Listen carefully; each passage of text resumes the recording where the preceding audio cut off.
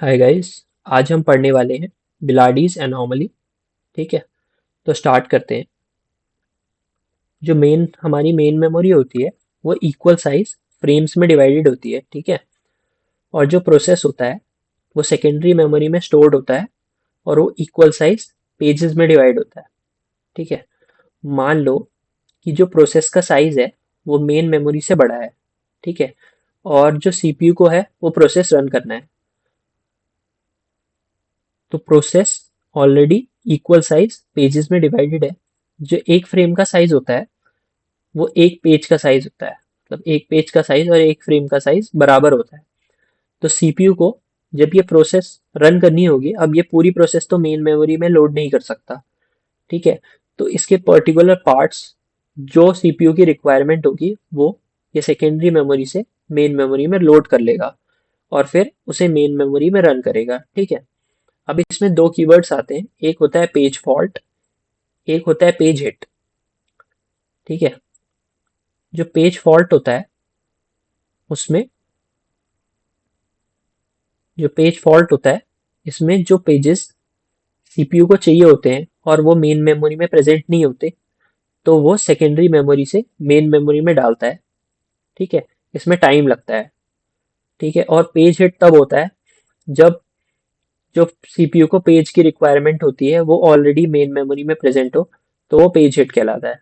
ठीक है, अब जो यूजुअल कॉन्सेप्ट है वो कहता है कि अगर हम मेन मेमोरी में फ्रेम्स बढ़ा दें, ठीक है, तो जो होगा कि उसमें नंबर ऑफ पेजेस ज़्यादा आएंगे, तो पेज फॉल्ट जो है वो हमारे डिक्रीज हो जाते हैं।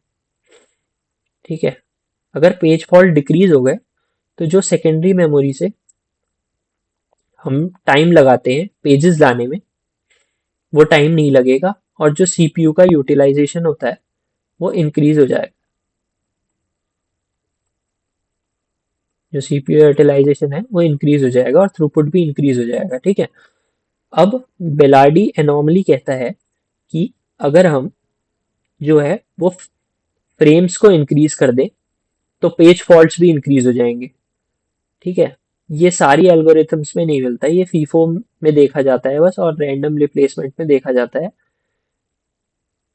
ठीक है, जिसकी वजह से मान लो अगर पेज फॉल्ट इंक्रीज हो गए तो सीपीयू को ज़्यादा टाइम लगेगा सेकेंडरी मेमोरी से पेजेस लोड करने में मेन मेमोरी में, और जो होता है उससे सीपीयू यूटिलाइजेशन और थ्रूपुट कम हो जाता है। ठीक है,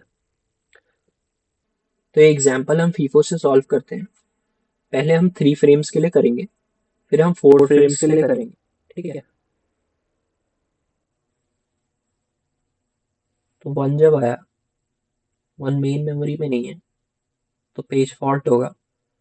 फिर 2 आया, ये भी मेन मेमोरी में नहीं है तो पेज फॉल्ट होगा। फिर 3, सिमिलरली 3 के लिए। अब 4 आया तो हम जो सबसे पहले आया उसको हटा देंगे, 1 आया था उसकी जगह 4 रख दिया।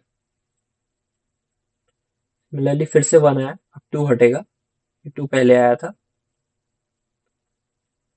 पेज फॉल्ट हो जाएगा। फिर 2 आया, फिर 3 हट जाएगा, ये भी पेज फॉल्ट है। फिर 5 आया, अब 4 हटेगा।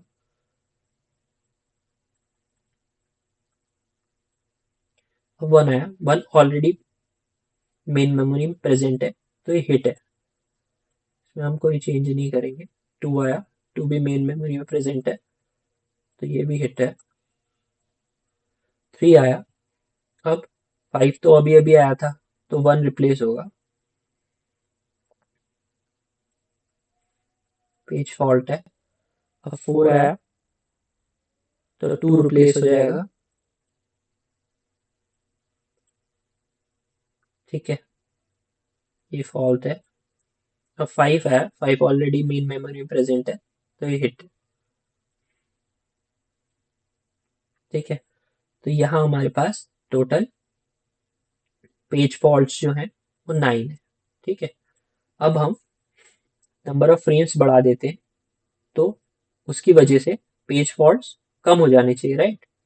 अब देखते हैं क्या होता है। तो 1 आया, पेज फॉल्ट है। 2 आया, पेज फॉल्ट है।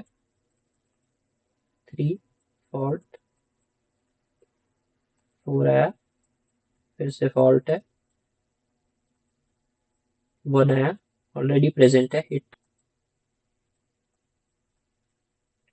2 आया, हिट हो गया। 5 आया, अब 1 हटेगा, 1 की जगह 5 आएगा,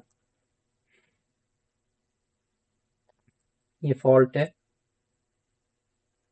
फिर 1 आया, अब 2 हट जाएगा, 2 की जगह 1 जाएगा, ये फॉल्ट है। फिर 2 आया, 3 हट जाएगा, अब 3 आया तो 4 हट जाएगा, ये भी फॉल्ट है। अब 4 आया तो 4 हम मेमोरी में मूव करेंगे, 5 को हटाना पड़ेगा,